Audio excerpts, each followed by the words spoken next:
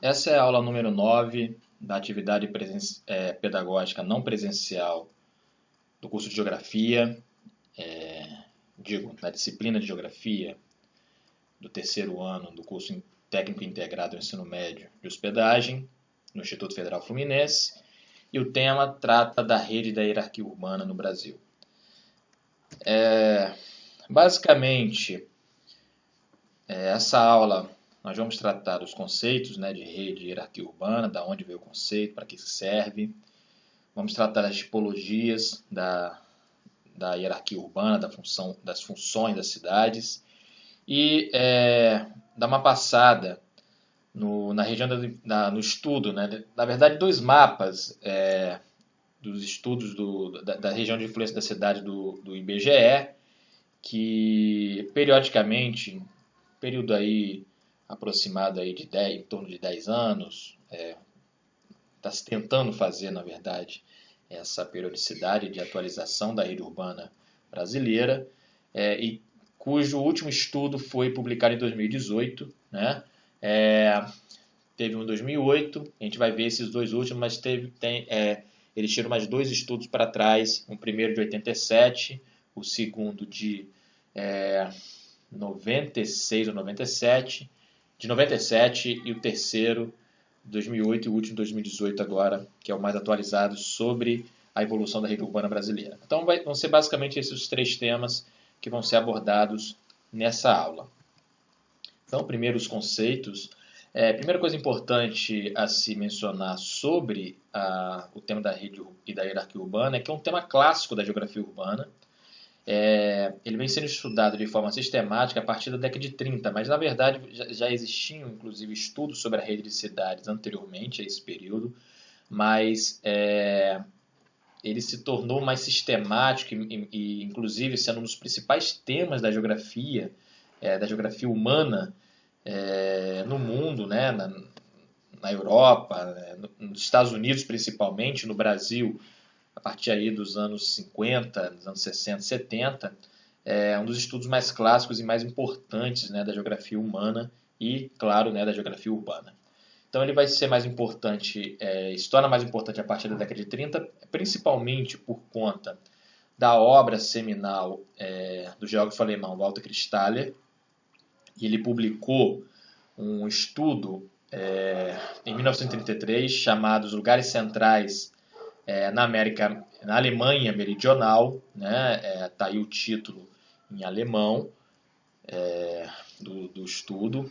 Isso daí vocês vão encontrar sempre quando vocês forem fazer uma leitura sobre rede e hierarquia urbana, inclusive nos próprios estudos do IBGE, vai ser sempre o Walter Kristaller vai ser sempre citado como o autor central para os estudos das redes urbanas, da rede de hierarquia urbana. Evidentemente, existiram outros autores que contribuíram também para o tema, por exemplo, da questão da hierarquia urbana, existiram outros autores também, mas o Walter Kristaller possui aí um nome, digamos assim, ele é o papa,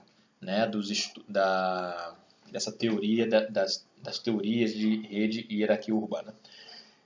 O Walter Kristaller, essa obra dele, ele também tem uma importância singular na geografia por conta da sua capacidade desse estudo de criação de modelos, um dos mais bem-sucedidos modelos preditivos da evolução, de uma evolução de um determinado padrão espacial.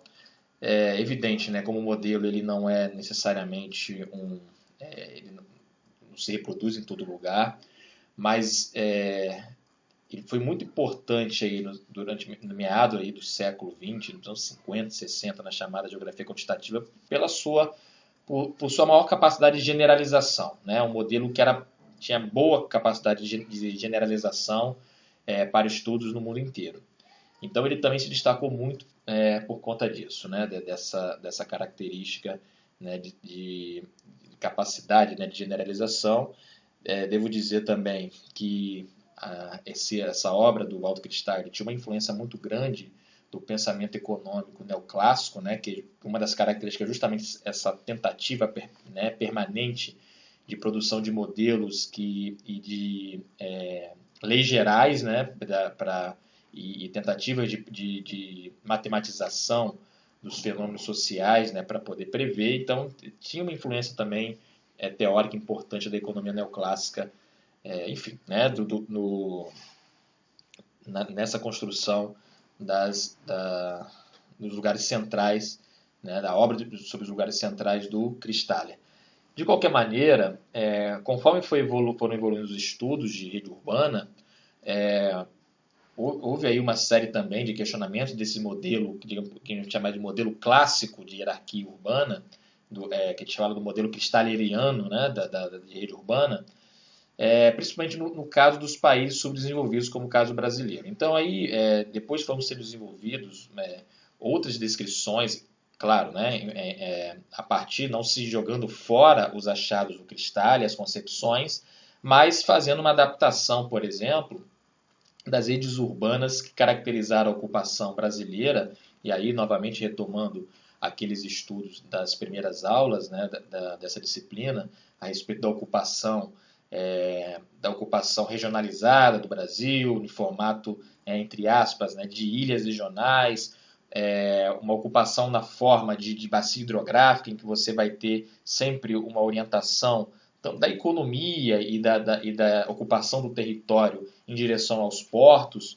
E aí, depois nos estudos de rede urbana, né, no Brasil, houve, por exemplo, a construção de descrições da rede urbana que não era o caráter justamente, que é, digamos assim, um caráter do modelo clássico da rede urbana do Cristália, por conta que o Cristália ele observou na região sul, né, na Alemanha Meridional, um modelo, digamos assim, um modelo mais ou menos homogêneo, né, de organização de cidades.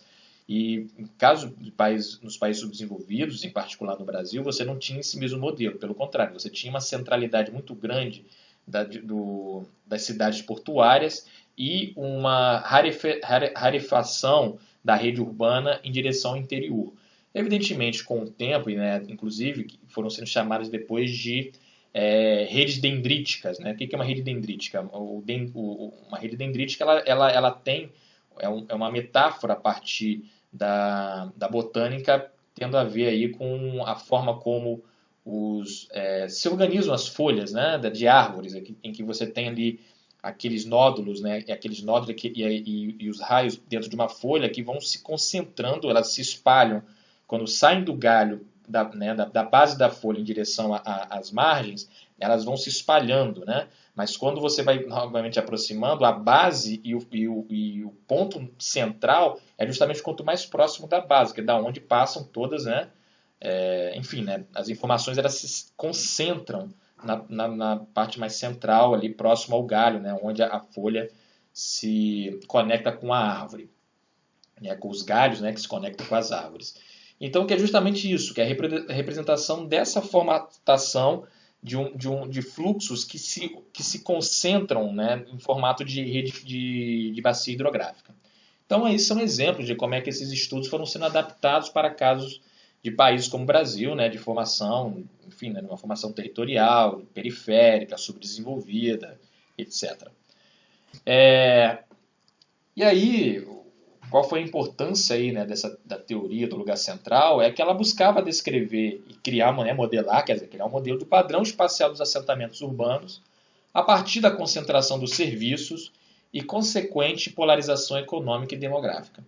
Então, na primeira aula dessa unidade a respeito da geografia urbana, eu cheguei a mencionar sobre uma das características da cidade, o fato da cidade ser um lugar central e comentei o que era o lugar central.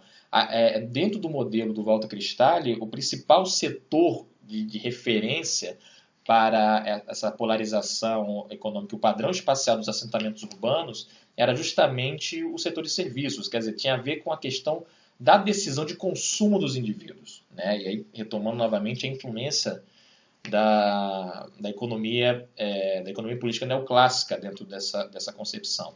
Então, a ideia, né, de como a concentração dos serviços eles influenciavam na atração demográfica, né, na polarização demográfica e também na decisão de consumo dos indivíduos. Né? Então, a cidade, como já mencionei nas aulas passadas, como falado anteriormente, ela acaba sendo essa referência. As pessoas vão para as cidades em busca de serviços, né, de comércio, né, serviços médicos, etc. Né? Então, essa é a importância do lugar, da teoria do lugar central ainda hoje. Ainda é uma teoria, né, apesar algumas dessas críticas, dessas relativizações da teoria original, mas ela ainda é uma teoria muito útil para conseguir justamente a gente conseguir descrever e o padrão espacial, né, das redes urbanas, né, e da própria hierarquia urbana, que é um outro fator importante dessa teoria. Então, nesse sentido, uma das características mais tradicionais do papel de cidade é que elas se tratam sempre de um lugar central, né, como já mencionado em aulas passadas. E aí, um elemento muito importante, né, precisa ter atenção. Toda cidade ela é em si um lugar central. Né? Porém, nem todo lugar central é uma cidade em si. O que eu estou querendo dizer? Então, qualquer cidade, qualquer assentamento humano com características que vão se tornando de cidade, características urbanas, que passam a exercer funções urbanas, elas são em si um lugar central. Porém, conforme essas cidades vão crescendo, e as cidades vão ficando maiores, a gente pode identificar escalas, escalas, né, hierarquias a respeito da centralidade desses lugares. Então, por exemplo, a gente pega assim, dentro de uma escala nacional, dos fluxos, né, da polarização de uma escala nacional, podemos considerar a cidade de São Paulo e Rio de Janeiro como imensos lugares centrais. Então, então assim, a região metropolitana de São Paulo, quer dizer, a área urbana, né, a aglomeração urbana de São Paulo, a aglomeração urbana do Rio de Janeiro, em si, elas são um grande lugar central. Então, por exemplo, quando nós falamos assim, vou para o Rio de Janeiro, vou para São Paulo fazer universidade, vou para o Rio de Janeiro procurar um emprego, a gente pega e pensa sempre, né? Isso é instintivo, nós pensamos assim, elas representam, na verdade, esse grande referencial. Porém, quando você chega nessa cidade, não é toda cidade que tem um lugar central em si. Porém, nós vamos observar, por exemplo, se a gente vai no Rio de Janeiro, o grande lugar central do Rio de Janeiro é a área central de negócios, que é o centro do Rio de Janeiro. Então, vai lá na Avenida Rio Branco, no caso ali do comércio popular, a Rua Buenos Aires, o Saara, né, que é o grande área do comércio informal. Então, ali você tem ali uma grande localidade central. Porém, Copacabana é uma outra, hierarquicamente, abaixo do centro do Rio. Mas Copacabana exerce também função de lugar central. Existe uma série de atividades comerciais. Então, por exemplo, quem mora próximo ali de Copacabana, mora em Ipanema, mora, enfim, nas favelas ao redor, Copacabana em si, ela é uma localidade que atrai a população ao redor, tanto ou até, enfim, né, aí tem que fazer um estudo empírico específico, mas que atrai em si uma população tanto para trabalhar quanto para buscar serviços. Então, por exemplo, quem gostaria, por exemplo, mora perto de Copacabana e quer comer no restaurante, né, quer almoçar no restaurante, jantar no restaurante, ela não vai ao centro do Rio, ela vai ali para Copacabana. Vai comprar um carro, não vai no centro do Rio, vai para Copacabana. Mesma coisa, a gente vai no subúrbio do Rio de Janeiro, o Meier. O Meier é uma grande localidade central do subúrbio do Rio. Então, muita gente ali que vai, às vezes ali, né, quer comprar um automóvel, não vai para o centro do Rio, não vai para Copacabana, vai para o Meier, né? Barra da Tijuca também. Então, o que acontece? A gente pega uma grande cidade como o Rio de Janeiro, observamos que dentro desse grande lugar central, que é a própria área urbana, a própria aglomeração urbana do Rio de Janeiro, existem vários lugares centrais. E esses lugares centrais, eles são hierarquicamente diferentes inclusive tem um próprio caráter socioeconômico, né? O Meia atende principalmente a população suburbana, a população de classe média mais baixa, né? População mais pobre, enquanto, por exemplo, você vai encontrar sei lá, na Barra da Tijuca, já tem já uma outro perfil socioeconômico, né? Você, por exemplo, já encontra, falando de carros, você já encontra concessionárias de carros importados na Barra da Tijuca que você não vai encontrar no Meia. Então, existem essas diferenças. E uma outra característica também, um fenômeno aí tipicamente comercial, que também exerce uma função importante em lugares centrais nas cidades e cada vez mais importante, são os shopping centers.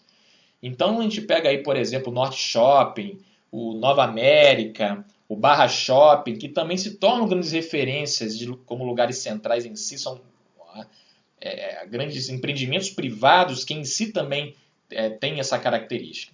Se a gente vai para cidades menores, e aí a gente falando especificamente de Cabo Frio, por exemplo, a gente observa que Cabo Frio é a área central da região, né, da região ao redor, né, dessa região, né, da região dos lagos, né, que a gente pode dizer assim. Então é o principal centro de emprego, Búzios também exerce uma função muito importante, né, por conta da centralidade de Búzios como polo turístico. Mas a cidade mais importante é Cabo Frio. Então, Cabo Frio você tem um fluxo muito grande de pessoas que vão estudar, é a cidade mais desenvolvida. Porém, quando chega em Cabo Frio, a gente pode identificar pelo menos 3 grandes lugares centrais. A gente pode identificar o Jardim Esperança, que assim, né, na área de periferia, tem hospital, né, tem posto médico, no Jardim Esperança, no bairro de São Cristóvão e no próprio centro da cidade. Então são lugares centrais diferentes e que eles, no conjunto, vão formar essa grande localidade central que é a própria aglomeração urbana de Cabo Frio. Então é sempre importante saber fazer essa diferenciação. Então, assim, existe uma complexidade, e aí é por isso que é importante sempre que a gente vai falar, né, da rede urbana e da hierarquia urbana, porque são centralidades que existem, mas que elas são hierárquicas e elas atendem a populações diferentes de acordo com o estado socioeconômico e também por relações de proximidade e a própria função urbana. Existem, por exemplo, funções que só existem no centro de Cabo Frio, não existem em Jardim Esperança em São Cristóvão. Quando você vai para uma cidade maior, isso torna-se mais claro ainda. Existem funções urbanas que só existem no centro do Rio de Janeiro. Não vão existir no Meia, não vão existir na Barra da Tijuca. Então, isso é importante ter essa diferenciação. Então, nesse sentido, quanto maior a cidade, mais lugares centrais existem no seu interior. E quanto maior a quantidade de lugares centrais dentro de uma aglomeração urbana, mais importante a cidade se torna dentro da hierarquia urbana, né? Porque vai se tornar uma cidade cada vez mais complexa, né? Então, nesse sentido, o tamanho é um elemento importante com relação mas não é o elemento... É um elemento importante, mas não explica tudo a respeito da centralidade de um lugar. Mas é um elemento muito importante. Quanto maior a cidade, mais complexa se torna a rede de localidades centrais no seu interior.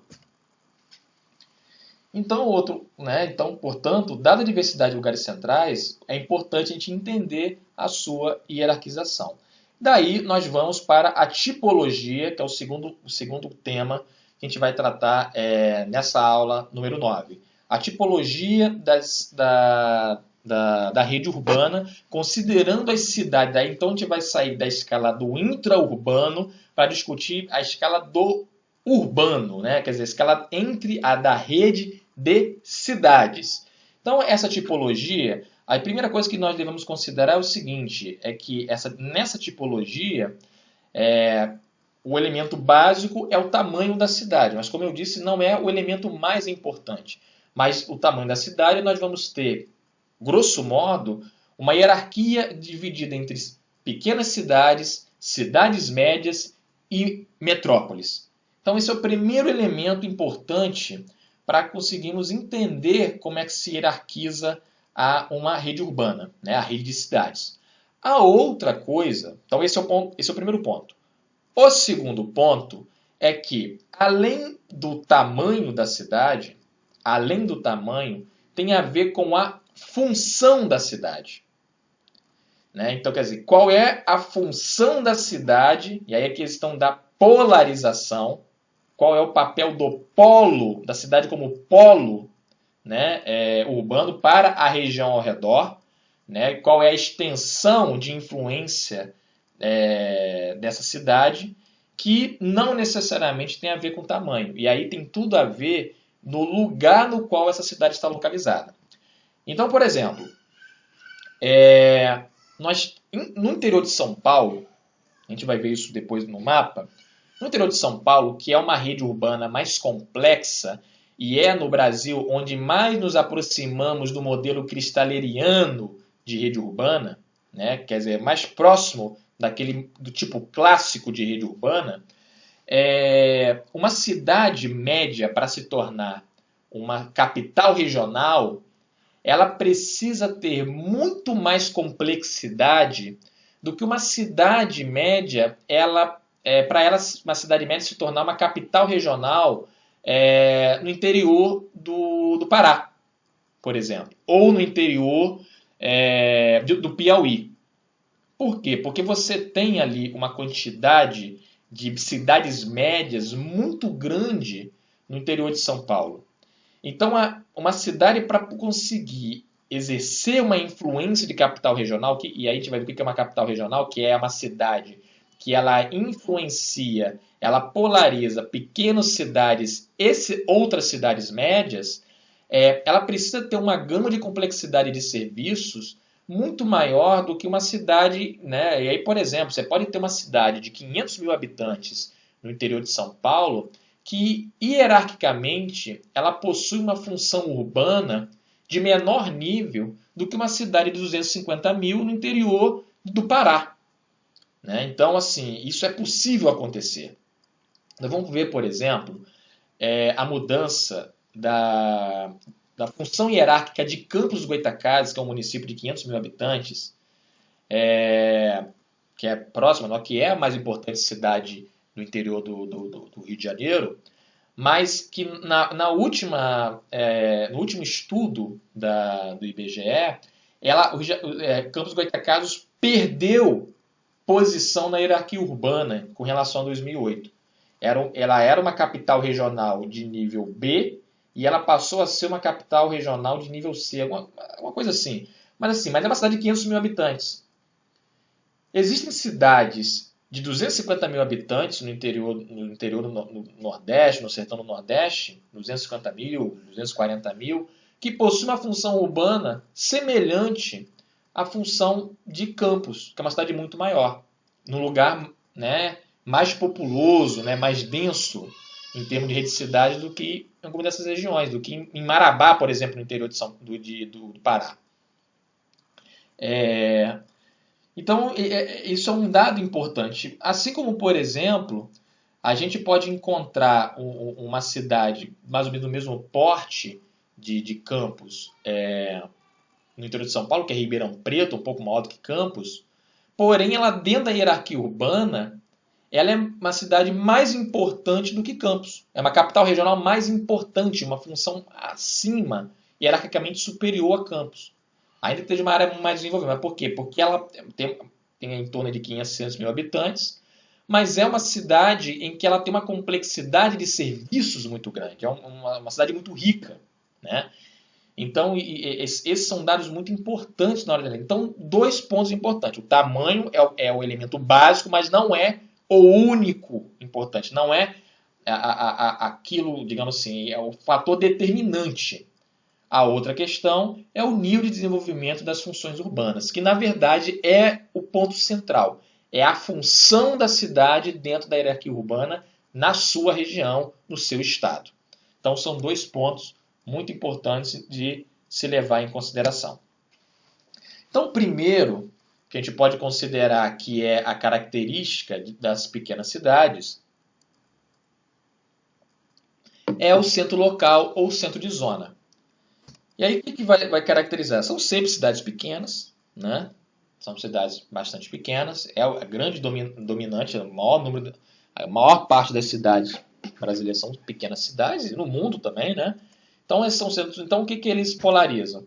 Eles ofertam serviços menos complexos, Então, comércio varejista, serviços locais, são aqueles serviços de primeira necessidade, né?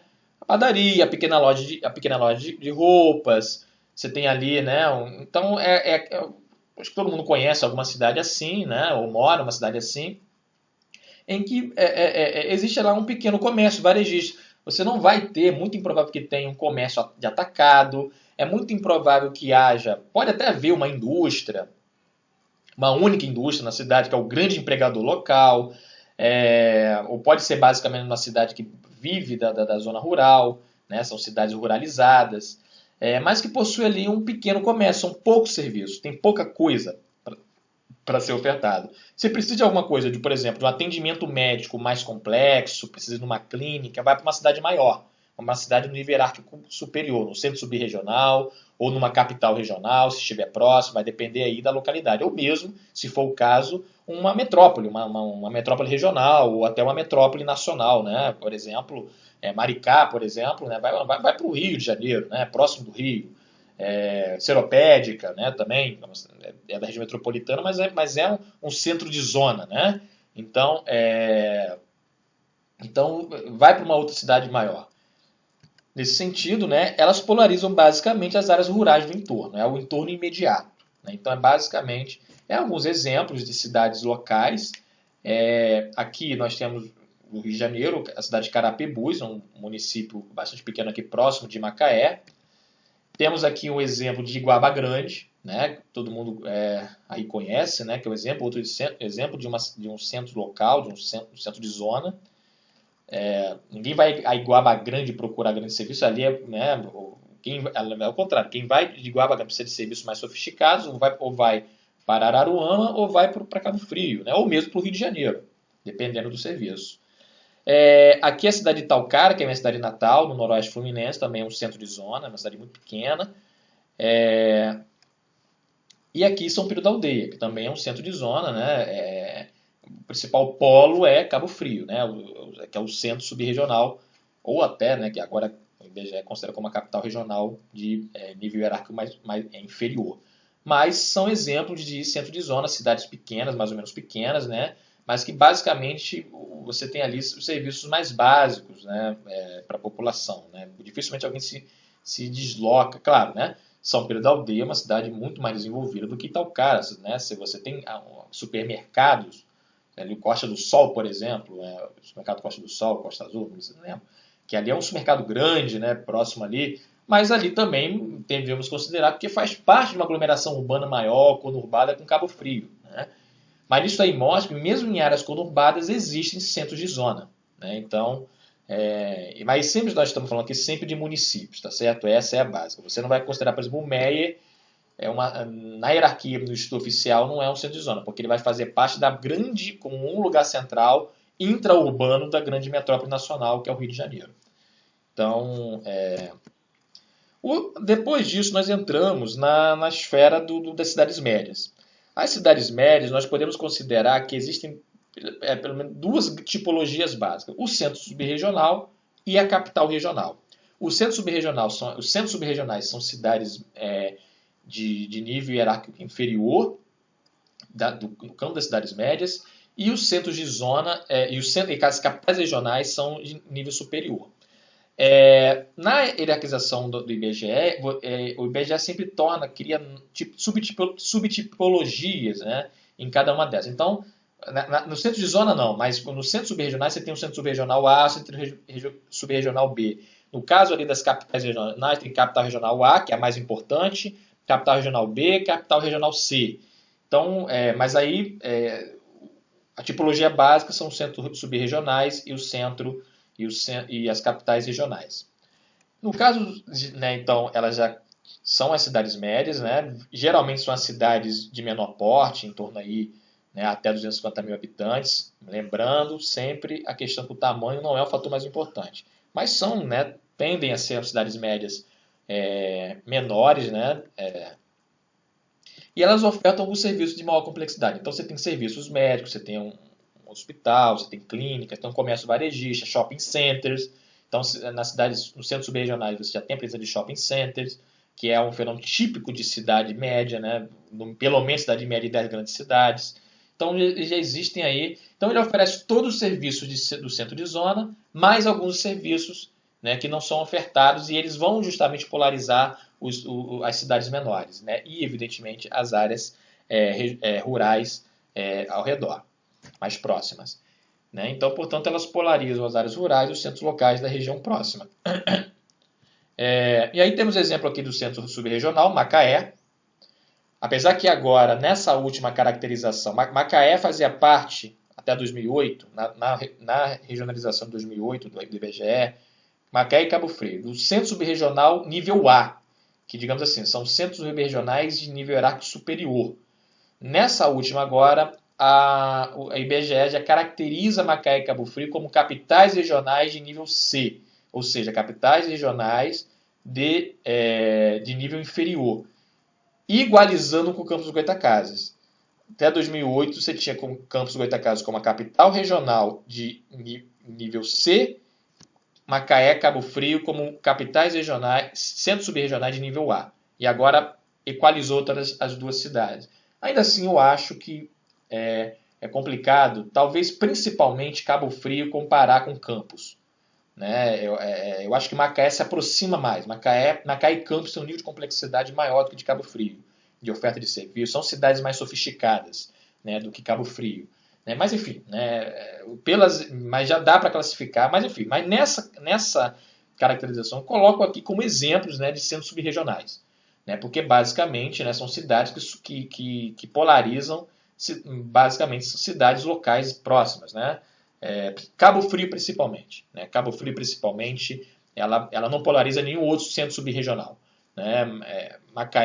Talvez Macaé já polarize Cabo Frio de certa maneira. Mas são exemplos aqui. Então nós temos o caso de Macaé, que é um município aí, talvez aí em torno de 264 mil habitantes, mais de 250 mil habitantes.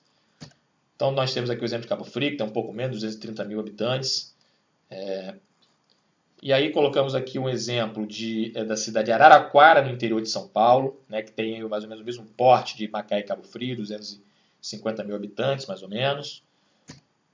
E aqui uma cidade menor, né, que nessa classificação última do IBGE continua sendo um centro subregional, era de nível hierárquico menor, era o mesmo nível, apesar de ser uma cidade bem menor do que Macaé e Cabo Frio, mas tinha o mesmo nível hierárquico até 2008 de Macaé e Cabo Frio, mas é um centro subregional que polariza a região noroeste fluminense, e aqui o fator de distância é importante.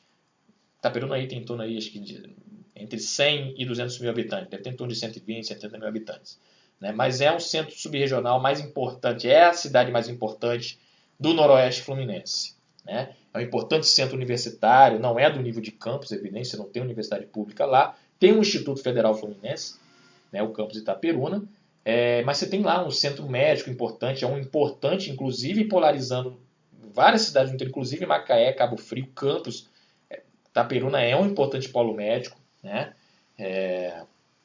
com serviços especializados de alta complexidade, se especializou nisso muito a cidade de Itaperuna, mas é um ponto importante. E aí, falando sobre a questão da rede urbana, a própria implantação dos Institutos Federais Fluminenses na primeira expansão, que foi o que implantou, quer dizer, da fase 2, né, dos Institutos Federais, que foi quando implantou em Cabo Frio e Itaperuna, todos eles foram implantados em centros subregionais ou capitais regionais. Então, nas cidades médias. Depois, né, foram para cidades menores.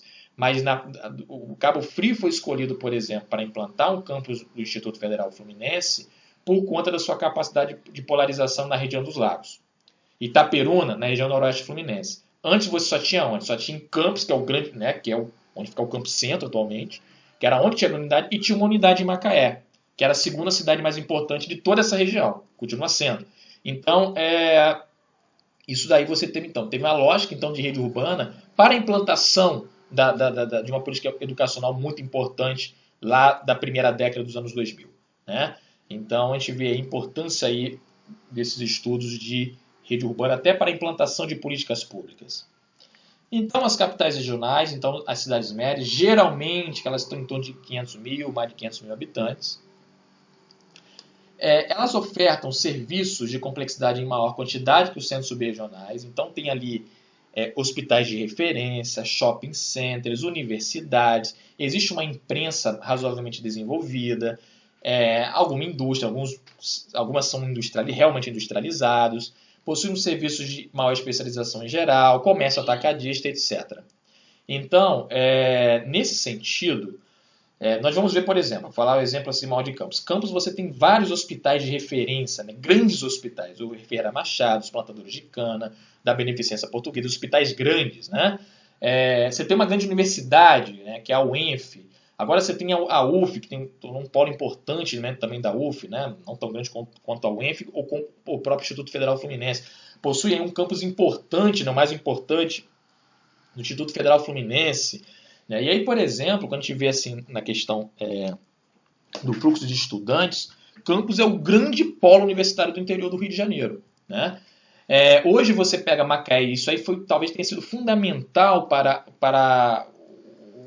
a ascensão hierárquica de Macaé na rede urbana, com a implantação da UFRJ e de um curso de medicina, o que está tornando Macaé também um novo polo médico importante da região. Você já tem aí a Unimed, por exemplo, né, tanto através do sistema do SUS, né, o Hospital de Macaé hoje é um hospital de referência, um hospital escola, e a própria Unimed, que é a parte da medicina privada, né, um serviço privado de saúde, hoje está se construindo um hospital de referência de grande porte, né, na cidade. Quer dizer, por que constrói isso? Por que faz? Porque justamente por conta desse aumento da capacidade de polarização da cidade. Né? Então, imprensa, por exemplo, né, eu fiz um estudo alguns anos atrás, baseado na imprensa de Campos, e na década de 70, a imprensa campista ela já tinha uma capacidade uma complexidade, um nível de sofisticação muito maior do que de todas as outras cidades do interior do Rio de Janeiro. Então você pegava, por exemplo, o jornal Monitor Campista, que é um jornal do século XIX, né? Existiu até 2008 foi fechado. Ele era dentro da rede de jornais do Chateaubriand, que era o papa, né, do jornal impresso no Brasil até aí os anos 80. Era o grande nome, né, do grande empresário do jornalismo, e o Monitor Campista era um dos jornais. Então, o Monitor Campista tinha uma característica interessante dos anos 70, falo dos anos 70, foi onde eu estudei mais, né, porque ele tinha trazia informações, notícias de caráter local, acidentes, falava sobre o futebol local, o americano, o Goitacás, mas também sempre trazia também análise da política nacional, da política estadual e da política nacional e internacional. Então, não raro havia, por exemplo, chamadas de manchete, de capa, que falava sobre a União Soviética, sobre a Guerra Fria, falava sobre as grandes questões internacionais. Então, o leitor de classe média, o leitor escolarizado de Campos, ele já tinha acesso a informações no seu jornal local, de informações, um jornal conservador, evidente, uma cidade extremamente conservadora, mas informações internacionais. O que, por exemplo, você pegava em jornais em Macaé, por exemplo, que é uma cidade pequena, você não encontrava. Ficava basicamente aquelas informações, né, mais locais, mais localizadas, né, as querelas locais. Isso ainda hoje é muito demarcado, né? Então, a própria existência de uma imprensa, e de uma imprensa mais sofisticada, ela é um importante vetor, assim, um importante dado para a gente entender qual é a hierarquia da cidade dentro da rede urbana. E, portanto, elas polarizam tanto os centros locais quanto os centros subregionais de uma ampla região. Então, um exemplo aqui de Campos do Goytacazes, né, uma foto diferente de Campos, né, para mostrar assim, né, a própria estrutura urbana como a estrutura maior. Aqui é uma foto da cidade de Joinville, que é a mais importante cidade mais industrializada, mais importante, individualmente a maior cidade, né, era pelo menos, né, de Santa Catarina. Aqui é a cidade de Campina Grande, né, na Paraíba, que é uma cidade, também é uma importante capital regional. Se eu não me engano, ela tem 250 mil habitantes, né? Quer dizer, aí a questão aí é a função, o fator função é importante. Não, Campina Grande acho que é mais ou menos do porte de Campos, né? E aqui é a cidade de Marabá, no Pará, que aí sim é uma cidade de 250 mil habitantes, mais ou menos, né? Mas ela é uma importante capital regional de uma área que é bem pouco populosa, né? Em relação às outras regiões do Brasil, outros estados do Brasil, e com a rede urbana bem menos complexa, né? Uma rede urbana bem menor, né? Então, mas nós vamos ver aqui que é uma importante capital regional de nível hierárquico mais baixo, mas é uma cidade menor, mas que ela exerce uma função urbana de nível semelhante ao caso ali, por exemplo, de Campos do Goytacazes, né? E mesmo de Campina Grande. Então entramos aí na escala das grandes cidades. Então as cidades de nível, aí vamos falar das metrópoles. Então aí nós vamos falar aí das grandes cidades. Nós temos aí basicamente 3 níveis hierárquicos no campo das grandes cidades. O nível hierárquico inferior são as metrópoles regionais, depois vêm as metrópoles nacionais e finalmente as metrópoles mundiais, ou então as cidades globais. Que no caso do IBGE ele fala da grande metrópole nacional, que é São Paulo, para diferenciar do Rio e de Brasília. Mas basicamente nós vamos falar aí no Brasil das metrópoles nacionais e das metrópoles regionais. Então a base hierárquica inferior são as metrópoles regionais. Então elas são cidades grandes, evidente, né? Elas ofertam uma ampla variedade de serviços complexos e algumas funções de gestão do território. Então o fator importante das metrópoles regionais é a sua função de gestão do território, que muito dificilmente as cidades, as capitais regionais, as cidades médias, elas vão exercer. Então elas têm a função de gestão, não só de gestão do Estado, né? No Brasil, com exceção de Campinas, todas as metrópoles regionais elas são capitais de Estado. Nem todas as capitais de Estado são metrópoles regionais, mas todas as metrópoles regionais são capitais de Estado, exceção de Campinas, de acordo com o último estudo do IBGE. Mas, então, logo elas exercem a função de gestão do território através do aparato do Estado, principalmente do aparato dos governos estaduais. Mas também elas exercem funções de gestão do território a partir da perspectiva privada. Algumas séries de empresas importantes, né? Eventualmente assim, de empresas que têm uma atuação mais regional, de nível estadual. Então elas exercem uma função de gestão do território. Então isso é um fator importante das grandes cidades, aquelas que exercem função de metrópoles. Então elas polarizam as áreas rurais, cidades locais, centros subregionais e capitais regionais de uma ampla região. Via de regra, pela condição do Brasil de ser um país continental, essas metrópoles regionais elas polarizam principalmente o território dos seus estados. Né? Por exemplo, Belo Horizonte, que é a terceira cidade mais importante, a terceira área metropolitana do Brasil, é uma metrópole regional, mas a sua capacidade de polarização é basicamente o estado de Minas Gerais. Né? Eventualmente, você tem uma metrópole regional que é capaz de polarizar outro estado, mas por conta de quê? Da inexistência de uma outra metrópole regional que possa, por exemplo, de Curitiba. Curitiba, ela polariza não só o estado do Paraná, mas também o estado de Santa Catarina. De certa maneira, disputando ali, dependendo da proximidade, da onde esteja a cidade, a população, com Porto Alegre. Então, elas exercem essa capacidade de influenciar nessa ampla região. E exerce alguma influência nacional. Né? Então, Belo Horizonte ela é uma metrópole regional, não é uma metrópole nacional, mas ela tem uma influência nacional. Né? Então, a gente vê muito isso em relação a manifestações políticas. Onde são os grandes palcos de manifestação política no Brasil? São Paulo, Rio de Janeiro, Brasília. Então, é onde são os grandes palcos.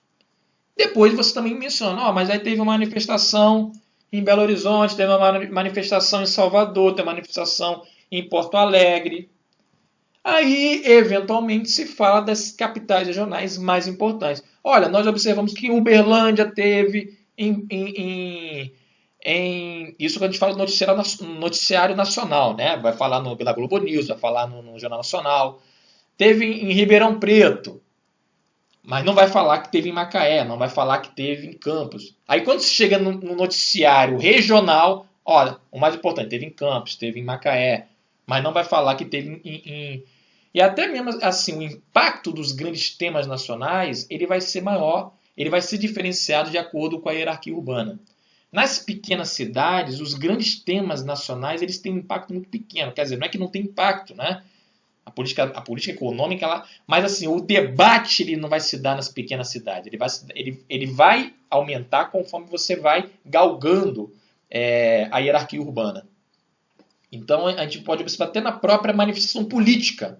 Né, a gente vai vendo agora, por exemplo, na questão das eleições municipais, como, por exemplo, a gente já vai tendo indicações do que vão ser as eleições presidenciais de 2022, indicações, não é direto isso, mas a gente vai tendo indicações a partir da eleição de São Paulo, do Rio de Janeiro, que são, eles já indicam o que vai se colocar, né, de força política para as eleições majoritárias e proporcionais em 2022. Então, a gente observa então como é que essas coisas vão se dando. Então, as metrópoles regionais, elas têm essa capacidade de influência, mas elas têm alguma influência nacional, mas muito diferente das metrópoles nacionais que a gente vai ver agora. Mas aí nós temos exemplos, portanto, de metrópoles regionais: Belo Horizonte, Porto Alegre, Fortaleza e Belém do Pará. Né? São cidades de portes bastante diferentes, né? Por exemplo, Belo Horizonte e Belém do Pará. Né? Belo Horizonte é muito maior do que Belém do Pará. Mas aí, como eu falei, é a questão da função da cidade. É um fator muito importante. Então, e aí eu vou chamar a atenção, depois, para quando formos discutir, um elemento paisagístico. Prestem atenção no elemento paisagístico, na paisagem dessas cidades, para a gente poder diferenciar depois da característica das cidades globais. Tá certo? Então, observe só, né? Esse é o padrão comum assim, né, de uma metrópole regional. Então, são exemplos aqui. E, finalmente, as metrópoles nacionais. Então, são cidades grandes também, né? Elas ofertam uma ampla variedade de serviços complexos, são as grandes cidades de referência desses serviços, são grandes centros de gestão do território. E aí quem nós vamos identificar? São Paulo em primeiro lugar, Rio de Janeiro e Brasília. Aí quando a gente vai ver a questão do tamanho dessas cidades, nós vamos observar o seguinte: São Paulo é uma área metropolitana de 20 milhões de habitantes, Rio de Janeiro é uma área metropolitana de 12 milhões de habitantes, aproximado, né? Aproximado. E Brasília, 3 milhões, é menor do que Belo Horizonte. Mas por que Brasília exerce função de metrópole nacional? Por conta da presença do governo federal em Brasília. Então é um grande centro do debate nacional. Então é um grande centro de gestão do território, gestão política do território, política institucional do Estado. Né? Porém, quando nós vamos para São Paulo, é o grande centro de gestão do território, tanto político, como eu falei, né? Mas principalmente privado, da economia brasileira. É São Paulo. É onde estão a grande maioria dos centros, das sedes das empresas, das grandes empresas que atuam no Brasil, da Bolsa de Valores, dos serviços financeiros. Então, é São Paulo. Em segundo lugar, Rio de Janeiro, que também, por ter sido capital no passado, é a segunda maior cidade do país, é a segunda cidade de maior PIB, município do Rio de Janeiro, no caso, né? Após São Paulo. Apesar de ter muitos problemas no Rio de Janeiro, não se compara a Rio e São Paulo economicamente, mas enfim. Mas São Paulo também é um centro de gestão, Rio de Janeiro também é um centro de gestão do território. Porque, por exemplo, o Rio de Janeiro, ele é um polo, ele exerce o papel como um polo adjacente, né, do mercado financeiro que é centrado em São Paulo. Por isso que a ponte aérea, a gente vai encontrar o que não se reproduz em nenhuma outra cidade brasileira. Então você vai ter, por exemplo, o Rio de Janeiro já teve Bolsa de Valores, mas você tem a Bolsa de Valores de São Paulo, a Bovespa, atualmente B3, e você vai ter a importância ali de uma série de fundos de investimento, de bancos que são sediados no Rio, ou que se originam no Rio, mas que operam em São Paulo. Mas, por exemplo, a gente vai observar que, do ponto de vista da formação ideológica, o Rio de Janeiro tem um papel muito importante, inclusive, na formação de quadros do mercado financeiro globalizado, que atua no Brasil, através da PUC-Rio, através da Fundação Getúlio Vargas do Rio de Janeiro, né, através desses bancos de investimento, através da Globo. Então, o Rio de Janeiro também é um grande centro de gestão do território, né? E também porque alguns centros de gestão do próprio Estado estão no Rio, não chegam nem a estar com funções, por exemplo, mais importantes do que Brasília, ou rivalizando com Brasília, né?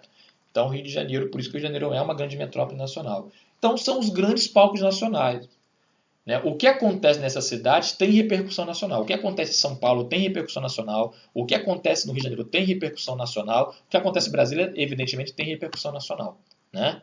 Então, isso é um elemento que diferencia com relação às outras metrópoles no Brasil.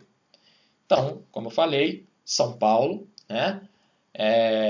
Rio de Janeiro e Brasília, né? São esses os grandes palcos, né? As grandes metrópoles nacionais.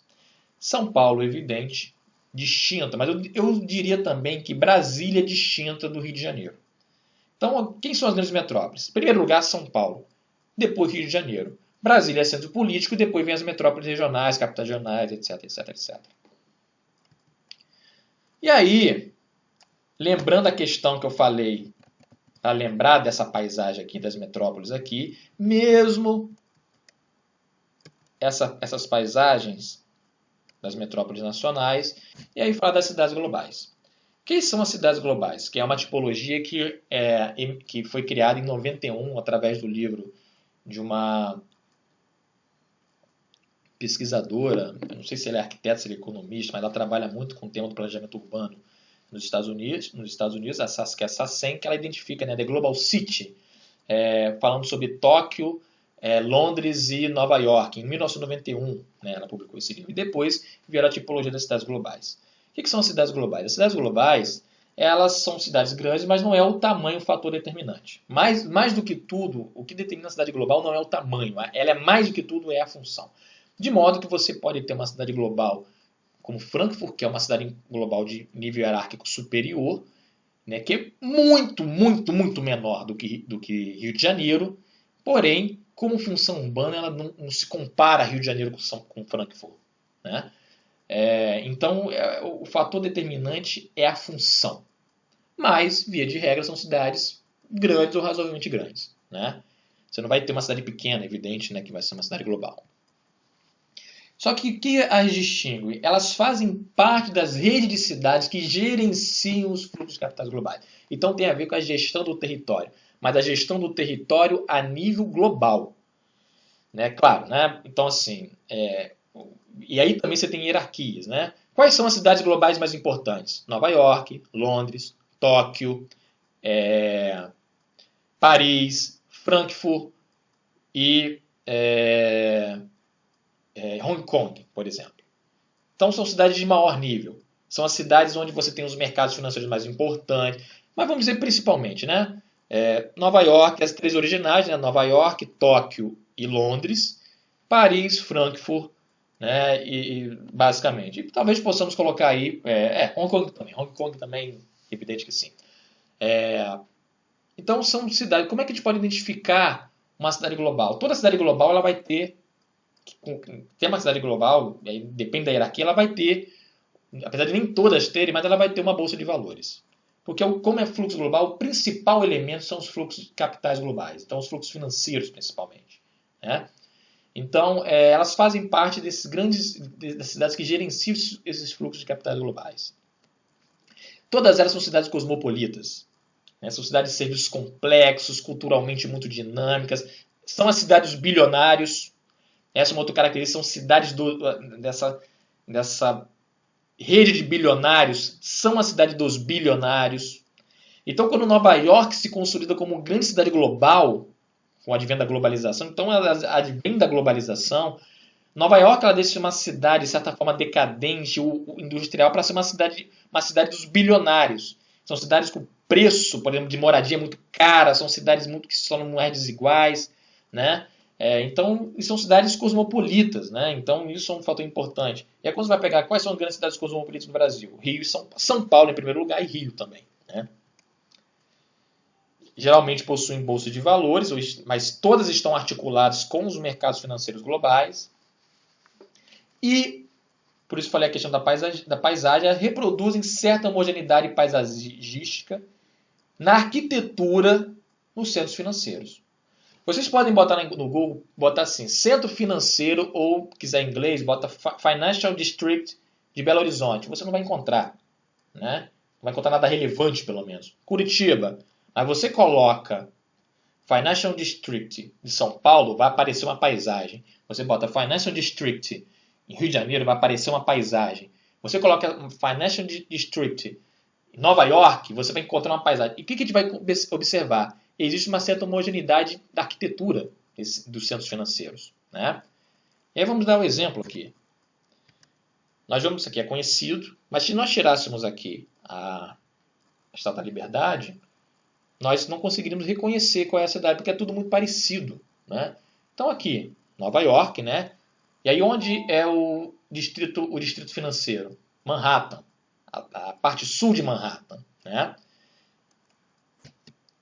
Aqui nós encontramos, que cidade é essa? Aqui nós vamos encontrar aqui o distrito financeiro de Londres, né? Observe a semelhança paisagística.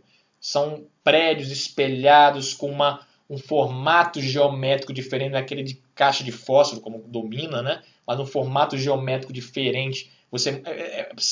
São áreas opulentas, os prédios eles denotam uma opulência, quer dizer, uma opulência financeira, né? Então, a gente vai observar isso, né? De uma arquitetura específica que da opulência pós-moderna, né? A gente pode falar assim.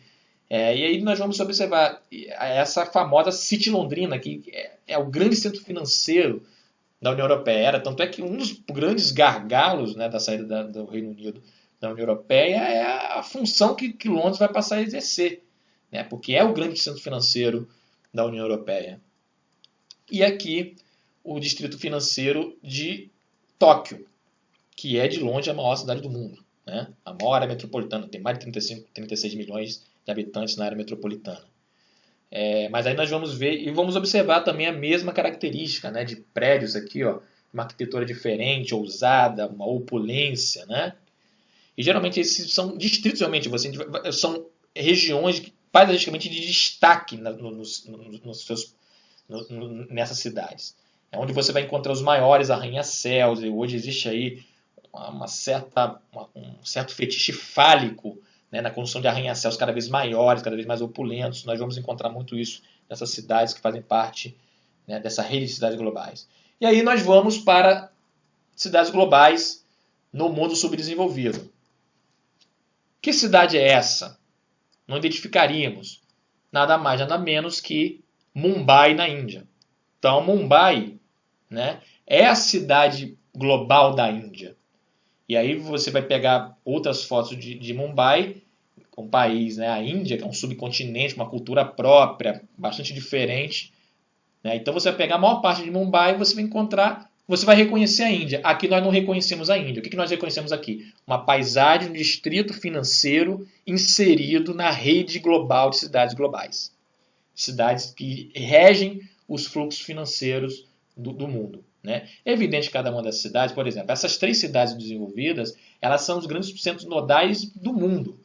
E existem cidades como Mumbai, Rio de Janeiro, São Paulo principalmente, né? São essas cidades que elas são os nós financeiros que articulam os territórios dos seus países, né, dos países subdesenvolvidos, com os fluxos globais.